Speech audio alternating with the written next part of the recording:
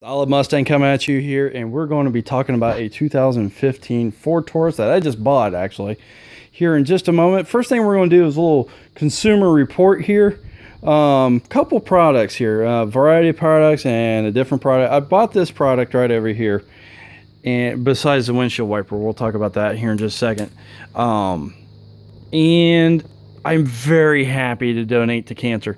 Anything for cancer, I'm all about it. We need a cure for it. It's taken 4 of my family members and affected 3 more. Cancer is a high point in our family. That well, when you have a family of firefighters, that's part of the risk.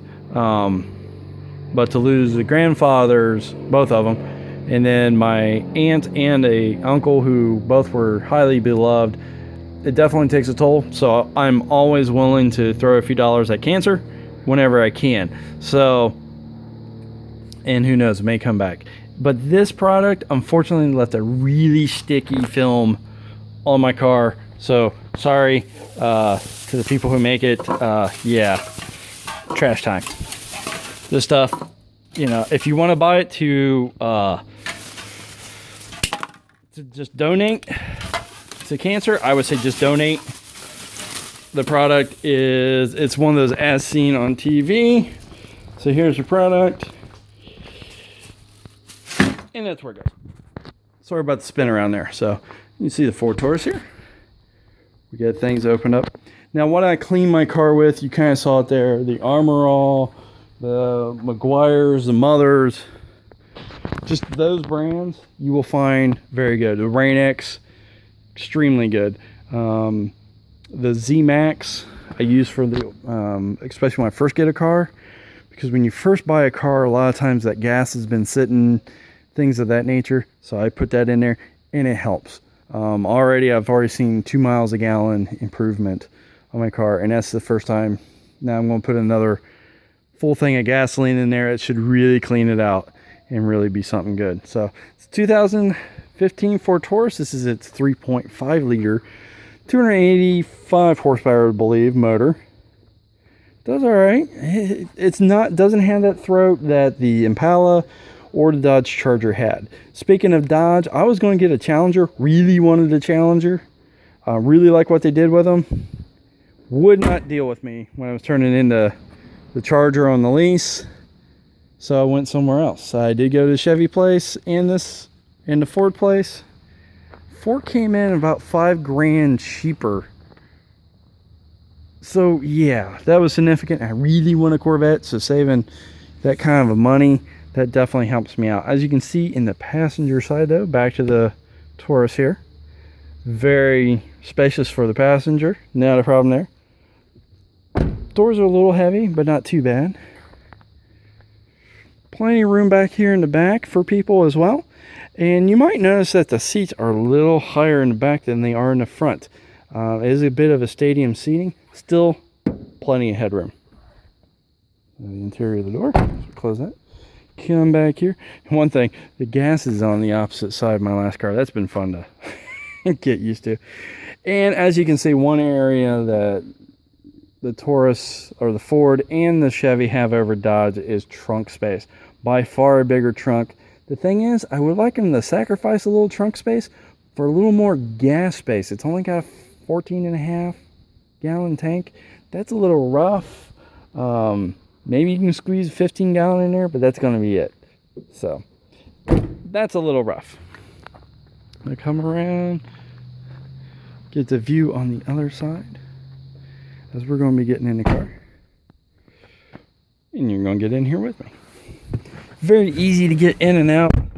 Very quiet car. One thing I would like this car at this point to have, which all the other ones have at this price level, this starts out at 32. Like I said, they really came down. Sorry, yeah, it was under 24. 23.5 is what I end up buying. So yeah, but garage door. So I had to use remote over here, and so you still got your sunglasses place and everything else. So let's get started. Still push button start. Everything's where you think it should be. Everything sits very comfortable. Everything functions pretty much the way it's supposed to. Except for one thing. The trunk button.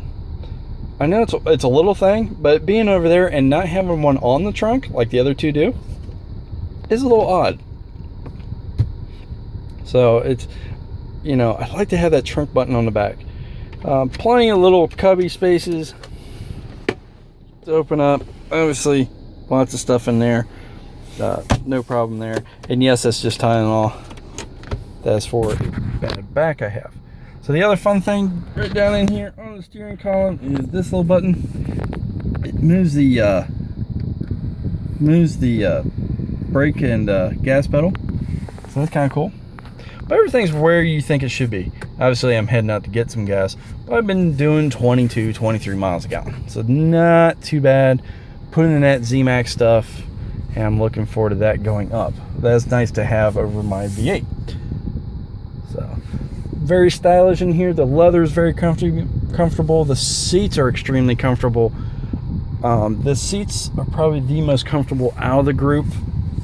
The group of three there, the Dodge, the Chevy, and the Chrysler. I really like these seats. These seats are extremely comfortable. This car is made for long distance cruising. The bummer is it kind of feels like a rental car. It doesn't have that throaty up and go feel. It, you know, it still gets up and goes. It'll still go, but it doesn't have that punch like the other two do. The Chevy and the Dodge, their V6s have over 300 horsepower. You might think 20, 25 horsepower, maybe 30 on the outside wouldn't make much of a difference. You'd be surprised. It actually does make a little bit of a difference. So the sync system is pretty much like everybody else's. It sucks. The voice command system sucks, which is pretty much the same as everybody. And wow, is this Sears guy going slow? We're doing 15 miles an hour. That's okay. It gives me a chance to talk to you. The push button down in here. My big concern with this is that you have to hit these corners. And if you're going to be doing that, if you hit the corners to activate those different things, be the nav, the phone, or you know, the radio, whatever the case may be, you have to really hit down in those corners. And if you're a lady and you have some fingernails, that's going to get tough to do. And by the way, the Sears guy, I can see now he is on his phone. So this is why you don't get on your phone and drive. And if it wasn't for a fact I just had to go a little bit up here, then I would shoot around him. But otherwise, as you can see on the screen, very easy to see without any big problems there. So it is what it is. Your climate control and everything else. It's kind of nice having the climate control on the passenger side. The passenger can control it, which is pretty nice. And my wife definitely appreciates that because she likes to be a lot warmer than I do. She's probably freezing today with only being 65 degrees out in the middle of August. So, global warming, anyone? Okay, I'm going around this guy now. We're going to go around him on this up here. Wow, Sears. Yeah. Sears, you know, here you go. Averaging around 20 miles an hour, he's talking on the phone. So, coming up to the fuel station up here. You know, so I didn't want to keep you guys too long. Good car. This would be a really good car first time around for somebody going to college or something like that. Especially if they have longer drives. It's not going to get the fuel economy of a hatchback or something like a Fiesta or Focus or a Dart or a Cruise, but it's going to be a little more comfortable if you're having to go long distances. So if you know, stuff like that too, you know, bigger car, you're a little safer in a bigger car. Let's face it, you got more there, you're going to be a little safer. So anyways, that's kind of the Ford Taurus 2015. Very good car for the money in which I bought it. Definitely can't complain about that. Would definitely suggest this car to other people. Already have. But if you're looking for more of a muscle car feel, and I do miss that, yeah, this isn't it. You're going to want to go with the Chevy or the Dodge. and go from there. So let's see, any other little thing I wanted to, oh, steering wheel, got a wrench there. This kind of bugs me a little bit, that I could actually probably peel this airbag right off here, so that's not good. A couple of little screws I actually had to tighten. I saw it on a YouTube video that a lot of people had to tighten down screws and stuff like that on these Fords. I found several of them tight, and I could hear things rattling around, tighten them down. Took away most of the rattles. There was a few underneath. Just kind of went underneath any of them I could see. Took a little flashlight underneath there. Just give them a little 1/8 of a turn, quarter turn type deal, just to tighten things up. A couple people were talking about replacing them and with a bigger screw. I didn't do any of that. I didn't think that was necessary. But overall, still a very nice car, very comfortable ride. This is a car you could cruise across the country and be very comfortable. The only area I'm not comfortable in is the steering wheel. The steering wheel, it's small. You can see I don't have big hands, and I can grip all the way around this, no problem. A thicker pad up here, Ford, if you're listening, that would be great. Put this radio system, by the way, in the V6, and I'm a V6 Mustang that we talked about earlier, and I'm all about it. I would have bought the V6 Mustang even with the small trunk. Get my clubs in and out would have been fun then. But overall, a very good car. Definitely recommend it. It's also got a bit of a luxury feel, so if you are having to take anybody around, or if you got a boss or something, I had to take my boss's boss somewhere. Was the only one available, and there was no other car available. This car came in great. That was just like, actually it was yesterday. So anyways, thank you once again for watching. I really do appreciate it. If you have any questions about the Ford Taurus, want to know anything, be more than happy to answer it. If you want to know other things and differences between some, we can talk about that in down below.